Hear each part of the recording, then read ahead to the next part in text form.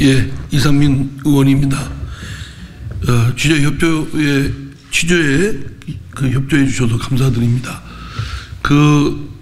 더불어민주당이 민주주의를 오히려 주창하지만 오히려 민주주의를 말살하는, 또 스스로는 당내 민주주의를 그냥 부셔버리는 그런 행태들을 줄곧 해왔고, 그런 상황이 어느 정도의 지경에 이르렀는가를 오늘 백광현 씨로부터 말씀을 듣도록 하고, 저는 이 자리를 소개하는 의원으로서 왔습니다. 예, 그러면 자 말씀하시죠. 예, 이거 올리고. 네.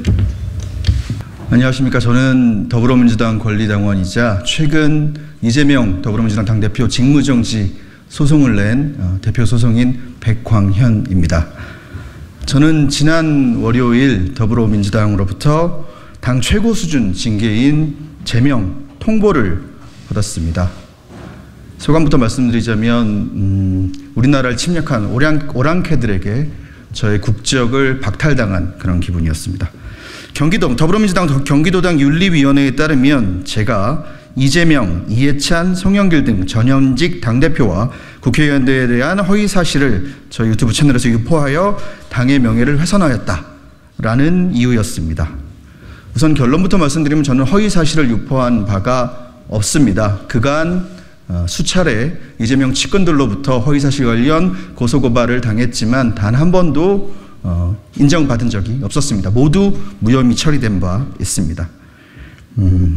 이후에라도 만약 제가 허위사실을 유포한 사실이 밝혀진다면 저는 법적 책임을 달게 받을 용의가 있습니다. 또한 제가 제 방송에서 비판한 인물들은 모두 권력자이고 공인이었습니다. 공인은 언제나 잠재적 비판의 대상입니다. 같은 당이라고, 같은 당 당원이라고 눈 감아주고 침묵해주고 무조건적으로 응원해준다면 그것은 민주정당이 아니라 공산당이라고 봐야 할 것입니다. 또한 당의 명예를 훼손하였다라고 저에게 프레임을 씌운 곳이 아이러니하게도 더불어민주당 경기도당입니다. 최근 경기도당의 위원장이 각종 비리 혐의로 유죄를 받은 바 있다는 사실은 짚고 넘어가야겠습니다. 오히려 당의 명예를 훼손시킨 것은 저 같은 일개 권리당원이 아닌 당내 선거에 돈봉투 뿌리고 업무 시간에 코인하고 법인카드를 사적으로 이용해서 온 국민에게 질타를 받은 제가 그동안 비판했던 그 대상들이야말로 당의 명예를 훼손시킨 주범이 아닐까 생각합니다. 그분들이 당의 명예를 훼손시켰다는 것은 온 국민은 물론이고 개딸들을 제외한 온 당원들도 이미 알고 있는 사실입니다. 민주당은 제가 제 유튜브 방송을 통해 마치 이재명의 장애를 조롱하고 소수자를 공격했다라는 프레임을 씌워서 저를 매도했습니다. 제가 수년간 방송을 했는데 제 방송 전체 중에 찾아낸 부분이 고작 그 정도라면 차라리 뿌듯합니다. 그런데 민주당은 몰랐겠지만, 민주당에게는 안타까운 일이겠지만 제가 그 장애인입니다.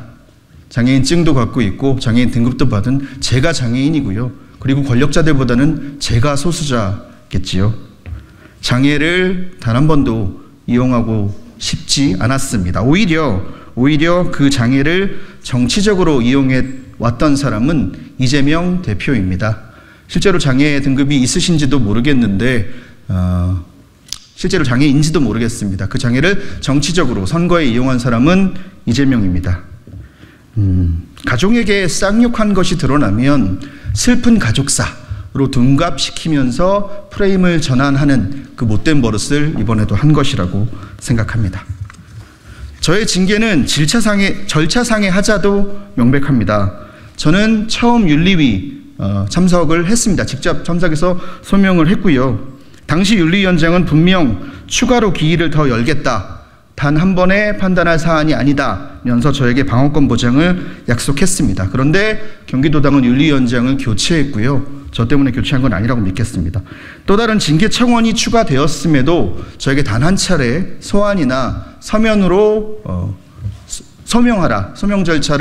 소명의 기회를 단 한 번도 주지 않고 일방적으로 우편을 통해서 저에게 최고 징계를 통보했습니다. 민주 두 글자 달고 있는 정당이 얼마나 민주적 절차를 무시하고 하찮게 여기고 있는지 보여주는 대목이라 하겠습니다. 저는 최근 수천 명의 권리당원들과 함께 이재명 당대표 직무정지 소송을 진행하고 있습니다. 여기 계신 변호사님과 함께 진행을 하고 있습니다. 이재명 대표는 정상적인 당무를 수행할 수 없습니다. 그가 자주 하는 말이 있습니다. 경제는 어렵고 민생은 힘들다. 맞습니다. 그의 말처럼 경제는 어렵고 민생은 힘든 지금 야당, 특히 야당 대표의 역할은 그 어느 때보다 중요한 시점입니다. 하지만 이 중요한 시점에 이재명 대표는 자신이 저지른 범죄 혐의로 인한 재판들에 그야말로 깔려서 국감도 본회의도 불참하며 자신의 역할은 고사하고 최소한의 의무조차 다하지 못하고 있습니다.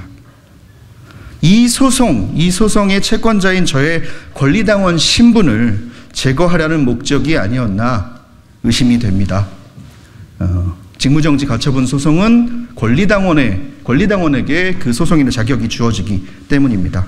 만약 고작 권리당원 한 명이 무서워서 이 같은 비민주적인 행태를 보인 것이라면 당명에서 민주를 떼던지 아니면 당대표 자리에서 내려온 뒤에 하시고 싶은 거 다 하시길 권유합니다. 물론 하고 싶은 거 하기 전에 재판부터 성실히 받으셔야 합니다.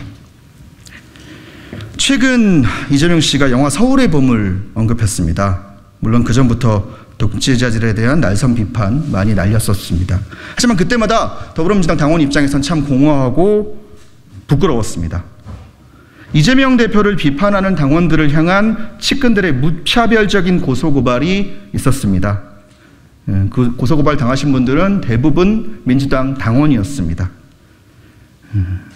그리고 오늘과 같은 자신의 힘을 이용한 제명, 당원권 정지 등의 징계, 힘으로, 고발로 자신을 비판하는 시민들의 입을 막는 작태는 그가 그리고 그들이 그토록 비판했던 독재자들의 모습과 다를 바 없습니다. 저는 영화 서울의 봄 이전에 민주당에 과연 봄은 올 것인가를 고민할 수밖에 없었습니다.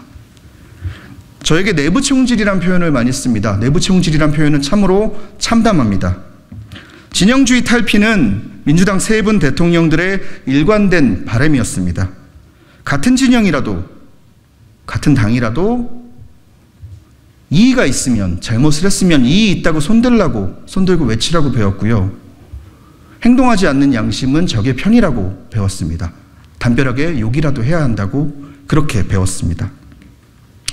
우리 안에 부도덕을 청산하자, 원리 원칙대로 행동하자는 것은 내부 총질이 아닌 내부 청소입니다. 국민들을 향한 지지 호소, 총선 앞두고 국민들을 향해 지지해달라고 호소들 많이 하실 텐데요. 국민들을 향한 지지 호소는 이 내부 청소를 마친 후에 시작하는 것이 당연하다고 생각합니다. 저는 제 권리를 되찾기 위해서 법적 조치를 비롯한 모든 조치를 끝까지 할 예정입니다. 그것이 민주당 다움이라고 저는 배웠습니다. 이상입니다.